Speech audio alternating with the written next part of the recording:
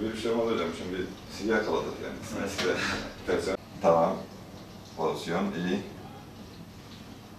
Skolyoz, omurga eğriliğinin normal bir eğimi vardır omurganın. Bunun bozulması anlamına geliyor. Bazen C, bazen S şeklinde tarif ederiz biz bunu.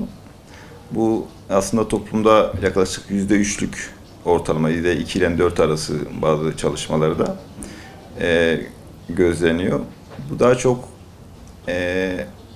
%80 sebebi tam olarak biz buna idiopatik diyoruz. Yani sebebi tam olarak bilinmeyen, neden kaynaklandığını bilin. %20'si de işte bazen doğumsal hastalıklara, bazen genetik hastalıklara bağlı olabiliyor.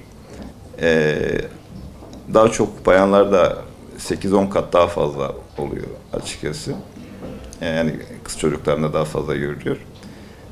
Bunun genetik geçişi de söz konusu. Yaklaşık anne babası skolyoz olan ya da babası skolyoz olan hastaların yaklaşık %30'unda çocuklarda da olma ihtimali olabiliyor. Onun dolayı anne babası skolyozsa bunu mutlaka araştırması gerekiyor.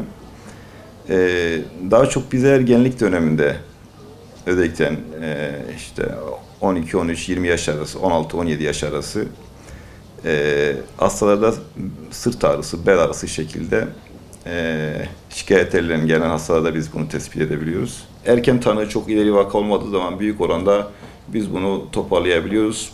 Bunun ileri aşamaları nasıl oluyor? Şimdi tabii omurga eğriliği arttığı zaman bu bazen kalp ve akciğere özellikle baskı yapabiliyor. Baskı yapınca da özellikle solunum bölgesi, solunum sıkıntıları olabiliyor. Bazen kalple alakalı sıkıntılar olabiliyor. Ve çok ileri aşamalarda bu kaynaklı ciddi manada kalp ve akciğer sıkıntısı olunca mecbur cerrahiye kadar bunlar gidebiliyor. Tabii cerrahide ciddi manada risk faktörleri, riskleri oluyor. Ondan dolayı erken dönemde tanı konması bizim için çok önemlidir. Bunun için bazen bazı çalışmalarda okul taramaları aslında bizim derneğimiz de bunu bir dönem yapmıştı, Fizik Tedavi Derneği'nin. Okul taramaları ciddi manada fayda sağlayacağını düşünüyoruz. Özellikle ilkokul, ortaokul taramaların ciddi manada katkı sağlayacağını düşünüyoruz.